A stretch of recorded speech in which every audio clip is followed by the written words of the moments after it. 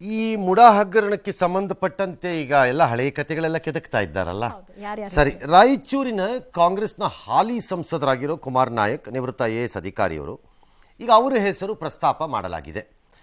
ಈ TJ Abraham ಪರವಾಗಿ ವಾದಿಸ್ತಾ ಇದ್ದ ರಂಗನಾಥ ರೆಡ್ಡಿ ಅವರು ಹಿರಿಯ ವಕೀಲರು ಅಸ್ತಿತ್ವವೇ ಇಲ್ಲದ ಕೃಷಿ ಭೂಮಿಯನ್ನು ತಹಸೀಲ್ದಾರ್ ಮತ್ತು DC ಕೃಷಿ ಜಮೀನೆಂದು ಪರಿವರ್ತನೆ ಮಾಡಿದ್ದಾರೆ. ಆಗಿನ ಮೂಡ ಆಯುಕ್ತ ಕುಮಾರ್ ನಾಯಕ್ಕು ಅವರು ಇದ್ರು ಅಂತ ಪ್ರಸ್ತಾಪ ಮಾಡಿದ್ದಾರೆ. ಅಂದ್ರೆ ಅದು ಯಾವಾಗಲೂ 15 ವರ್ಷದಿಂದೇನೋ 16 ವರ್ಷನೋ 20 ವರ್ಷದಿಂದೇನೋ ಏನೋ ಇರಬೇಕದು. ಇದಕ್ಕೆ ಅವರು ಸಂಸದರೀಗ ಪ್ರತಿಕ್ರಿಯೆಯನ್ನು ಕೊಟ್ಟಿದ್ದಾರೆ. ಈ ಪ್ರಕರಣ ನನಗೆ ನೆನಪಿಲ್ಲ, ಸಿದ್ದರಾಮಯ್ಯ ಅವರ ಸಂಬಂಧಿಕರಿಂದ ನನಗೆ ಯಾವ ಒತ್ತಡನೂ ಬಂದಿದ್ದು ನೆನಪಿಲ್ಲ. ಈಗ ಅಸ್ತಿತ್ವದಲ್ಲೇ ಇಲ್ಲದ ಭೂಮಿಗೆ ಪರಿವರ್ತನೆ ಅನುಮೋದನೆ ಹೇಗೆ ಸಾಧ್ಯ ಅಂತ ಅವರದ್ದು ಪ್ರಶ್ನೆ. ನನಗೆ ಅದ್ರ ಬಗ್ಗೆ ಯಾವುದೇ ಡೀಟೇಲ್ಸ್ ನನಗೆ ಯಾವುದು ನೆನಪಿಲ್ಲ. ನನಗೆ ಆ ಸಂದರ್ಭದಲ್ಲಿ ನಾವು ಮಾಡಿರಬಹುದು, ಇದು ಇಂಥವ್ರ ಜಮೀನು ಅಂತೇಳಿ ನಮಗೆ ಆ ಸಂದರ್ಭದಲ್ಲಿ ತಿಳಿದೂ ಇರೋದಿಲ್ಲ. ಮಾತಾಡುವಾಗ ಅವರು ಫಿಗರೇಟಿವ್ಲಿ ಮಾತಾಡ್ತಾರೆ, ಇಲ್ಲೇ ಇರೋ ಭೂಮಿಗೆ ಯಾರು ಕೊಡಲಿಕ್ಕಾಗುತ್ತೆ? DC ಕನ್ವರ್ಷನ್ ಮಾಡೋದಕ್ಕೆ ಅವಕಾಶ ಇರುತ್ತಲ್ಲ ಸರ್? ಅದೇ ಇರುತ್ತೆ, ಅವಾಗಿನ ದಾಖಲೆ ಏನು ಎತ್ತ ಗೊತ್ತಿಲ್ಲ, ಅದು ಐಡಿಯಾ ಇಲ್ಲ. ಈಗ ಅಷ್ಟಾಳೆದಕ್ಕೆ ನಾವು ಹೆಂಗೆ ಹೇಳೋದು ಇದು ಹಿಂಗಾಗಿದೆ ಅಂತ? ಹೈಕೋರ್ಟ್ನಲ್ಲಿ ಪ್ರಾಸಿಕ್ಯೂಷನ್ ವಿಚಾರಣೆ ನಡೀತಾ ಇದ್ರೆ, ಇತ್ತ CM Siddaramaiah, DCM DK Shivakumar ನೇತೃತ್ವದಲ್ಲಿ ವಿಧಾನಸೌಧದ ಗಾಂಧಿ ಪ್ರತಿಮೆ ಬಳಿ ಪ್ರತಿಭಟನೆ ನಡೆಯಿತು. ಬಳಿಕ ಕೆಪಿಸಿಸಿ ಅಧ್ಯಕ್ಷರಾಗಿರುವ DKಶಿ ರಾಜಭವನಕ್ಕೆ ಪಾದಯಾತ್ರೆ ನಡೆಸಿ ನಿಯೋಗದ ಜೊತೆ ಮನವಿ ಸಲ್ಲಿಸಿದರು. ಕುಮಾರಸ್ವಾಮಿ, ಜನಾರ್ದನ ರೆಡ್ಡಿ, ಮುರುಗೇಶ್ ನಿರಾಣಿ, ಶಶಿಕಲಾ ಜೊಲ್ಲೆ ವಿರುದ್ಧ ಪ್ರಾಸಿಕ್ಯೂಷನ್ಗೆ ಅನುಮತಿ ಕೊಡಬೇಕು ಅಂತ ಒತ್ತಾಯಿಸಿದರು. ಆದರೆ 4 ಅರ್ಜಿಗಳನ್ನು ಇತ್ಯರ್ಥಗೊಳಿಸಿರುವುದಾಗಿ ರಾಜ್ಯಪಾಲರು ಹೇಳಿದ್ದಾರೆ ಅಂತ DKಶಿ ತಿಳಿಸಿದರು. ಕಾಂಗ್ರೆಸ್ ಪ್ರತಿಭಟನೆಗೆ ಬಿಜೆಪಿ ಸಹಜವಾಗಿ ಕಿಡಿಕಾರಿತು. ಸಿದ್ದರಾಮಯ್ಯನವರ ವಿಚಾರಕ್ಕೆ ಇಲ್ಲಿಗೆ ಬರಲಿಲ್ಲ. ಕೋರ್ಟು ತೀರ್ಮಾನವನ್ನ ಮಾಡ್ತದೆ. 4 ಮಾಜಿ ಸಚಿವರು, ಮಾಜಿ ಮುಖ್ಯಮಂತ್ರಿಗಳು ಪ್ರಾಸಿಕ್ಯೂಷನ್ ಪರ್ಮಿಷನ್ ಕೇಳಿದ್ದಾರೆ. ಅನೇಕ ಮನವಿಗಳು ಬಂದಿದೆ. ನ್ಯಾಯಬದ್ಧವಾಗಿ ನೀವು ಅನುಮತಿಯನ್ನ ಕೊಡಲೇಬೇಕು. ನಮ್ಮ ಹತ್ರ ಏನು ಇಲ್ಲ, ನಾನೆಲ್ಲ ವಾಪಸ್ ಡಿಸ್ಪೋಸ್ ಮಾಡಿದ್ದೀನಿ ಅಂತ ಕೂಡ ಒಂದು ಮಾತನ್ನ ಅವರು ಹೇಳಿದ್ದಾರೆ. ರಾಜಭವನ್ ಚಲೋ ಯಾಕೆ ಮಾಡ್ತೀರಿ ನೀವು? ರಾಜಭವನ್ ಚಲೋ, ಮೂಡ ಚಲೋ ಮಾಡ್ರಿ ನೀವು. ಅಲ್ಲಿ ಹೋಗಿ ಕೂತ್ಕೊಂಡು ತಪ್ಪಾತು ಮೂಡಾಕ್ ಒಂದು ಕೈ ಮುಗಿದು ಅಲ್ಲೇ ಕ್ಷಮೆ ಕೇಳಿ ಮೂಡ ಚಲೋ ಮಾಡ್ಲಿ ಅವರು.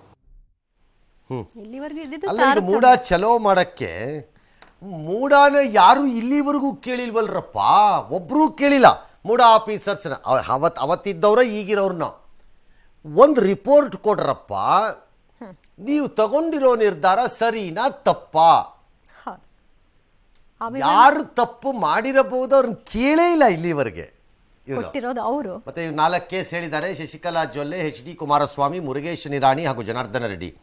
ನಾವು ಸಂಗ್ರಹಿಸಿಕೊಂಡಿರೋ ಮಾಹಿತಿನಲ್ಲಿ ಅದು ಯಾವುದೋ ಒಂದು ಚಾರ್ಜ್ ಶೀಟ್ ಹಾಕಕ್ಕೆ ಜನಾರ್ದನ್ ರೆಡ್ಡಿ ಅವ್ರ ಮೇಲೆ ಅನುಮತಿಯನ್ನು ಕೊಟ್ಟಿದ್ದಾರಂತೆ. ಬಟ್ ಅದು ಹೈಕೋರ್ಟಲ್ಲಿ ಹೋಗಿ ಚಾಲೆಂಜ್ ಆಗಿದೆ, ಹಾಗಾಗಿ ಅದು ಅಲ್ಲಿಗೆ ನಿಲ್ಲತ್ತೆ.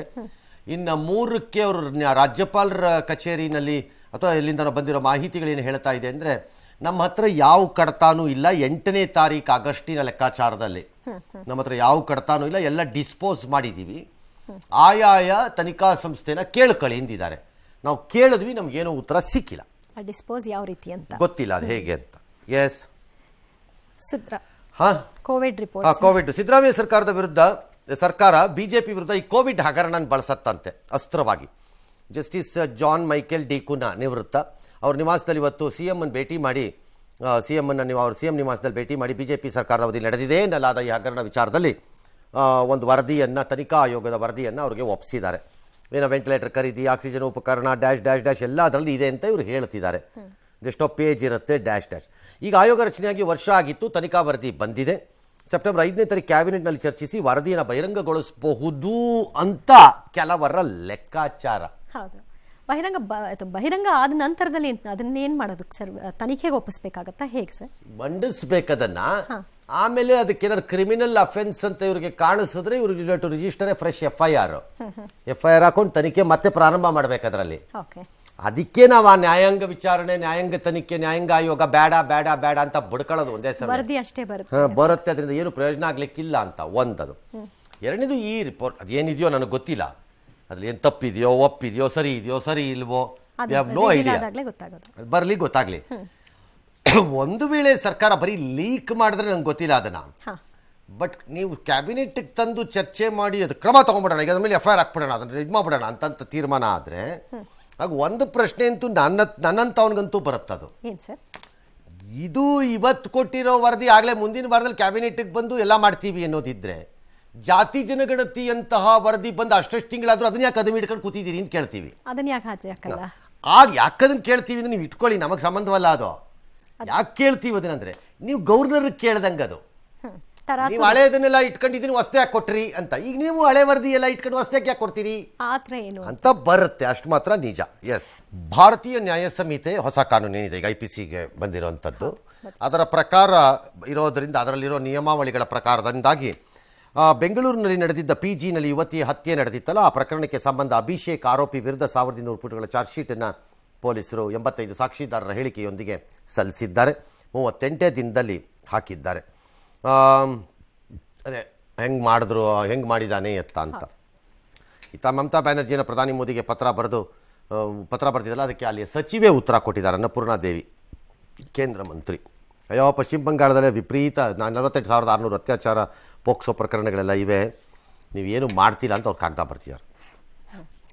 ಇನ್ನು ಬೆಂಗಳೂರು ಕೆಂಪೇಗೌಡ ಅಂತಾರಾಷ್ಟ್ರೀಯ ವಿಮಾನ ನಿಲ್ದಾಣದಲ್ಲಿ NIA ಅಧಿಕಾರಿಗಳು ಅಜೀಜ್ ಅಹಮದ್ ಎಂಬ ಶಂಕಿತ ಉಗ್ರನನ್ನ ಬಂಧಿಸಿದ್ದಾರೆ. ಹಿಜ್ಬುಲ್ ತಹ್ರೀರ್ ಭಯೋತ್ಪಾದಕ ಸಂಘಟನೆಗೆ ಸೇರಿದವನಾಗಿದ್ದಾನೆ. ವಿದೇಶಕ್ಕೆ ಎಸ್ಕೇಪ್ ಆಗಲು ಯತ್ನಿಸಿದ ಅಜೀಜ್ ಅಹಮದ್ ತಮ್ಮ 6 ಸಹಚರರು ಯುವಕರ ಮನ ಪರಿವರ್ತಿಸಿ ಭಯೋತ್ಪಾದನೆಗೆ ಪ್ರಚೋದನೆಯನ್ನು ಕೊಡ್ತಾ ಇದ್ರು.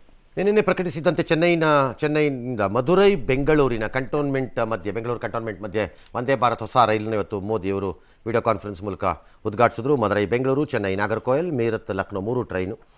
ಇದು ವಂದೇ ಭಾರತ್ ರೈಲು ಮಂಗಳವಾರ ಹೊರತುಪಡಿಸಿ 6 ದಿನ ಓಡಾಡುತ್ತೆ ಈ ರೈಲು. ಬೇಕಾದವರು ಬಳಸ್ಕೋಬೋದು ಅಷ್ಟೇ.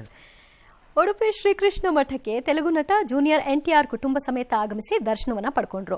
ನನ್ನ ಅಮ್ಮನ ಪೂರ್ವಿಕರು ಮೂಲತಃ ಕುಂದಾಪುರದವರು. ಮಗನನ್ನ ಕೃಷ್ಣ ಮಠಕ್ಕೆ ಕರ್ಕೊಂಡು ಬರಬೇಕು ಅನ್ನೋದು ಅಮ್ಮನ 40 ವರ್ಷದ ಹರಕೆಯಾಗಿತ್ತು. ಅದನ್ನ ಈಗ ಪೂರೈಸಿದ್ದೀನಿ, ಖುಷಿ ಆಗ್ತಿದೆ ಅಂತ ಹೇಳಿದ್ರು. ಈ ಸಂದರ್ಭದಲ್ಲಿ ರಿಷಬ್ ಶೆಟ್ಟಿ ದಂಪತಿ ಮತ್ತು ನಿರ್ದೇಶಕ ಪ್ರಶಾಂತ್ ನೀಲ್ ಜೊತೆಗಿದ್ರು. ಒಂದು ಆಸೆ ಇದು, 40 ವರ್ಷಗಳಿಂದ ಒಂದ್ಸಲ ನಾನು ಉಡುಪಿ ಕೃಷ್ಣನ್ ಟೆಂಪಲ್ ನೋಡಬೇಕು ಅಂತ. ಅದು ಇವತ್ತು ಈ ವಿಶೇಷ ದಿವಸ ಆಗೋದು ನನಗೆ ತುಂಬ ಭಾಳ ಖುಷಿಯಾಗಿದೆ. ಇದೆಲ್ಲ ಕೃಷ್ಣನ್ ಸ್ಕ್ರೀನ್ ಪ್ಲೇ ಅಂತೀನಿ ನಾನು. ಅದು ಬೇರೆ, ನಾನು ಇಷ್ಟಪಟ್ಟ ಫ್ರೆಂಡು, ನನಗೆ ದೇವ್ರು ಕೊಟ್ಟಿದ್ದ ಫ್ರೆಂಡ್ ನಮ್ಮ ರಿಷಬ್ ಅವ್ರ ಜೊತೆಯಲ್ಲಿ ಬರೋದು, ನಮ್ಮ ಪ್ರಶಾಂತ್ ನೀಲ್ ನಮ್ಮ ಡೈರೆಕ್ಟರ್ ಜೊತೆಯಲ್ಲಿ ಬರೋದು ಭಾಳ ಖುಷಿಯಾಗಿದೆ. ಇಲ್ಲ, ನನ್ನ ಮನೇಲಿ ಊಟ ಮಾಡೋದು ಉಡುಪಿ ಊಟ. ಸೊ ಈ ಥರ ಊಟನೇ ನಾನು ಊಟ ಮಾಡೋದು ಮನೇಲಿ.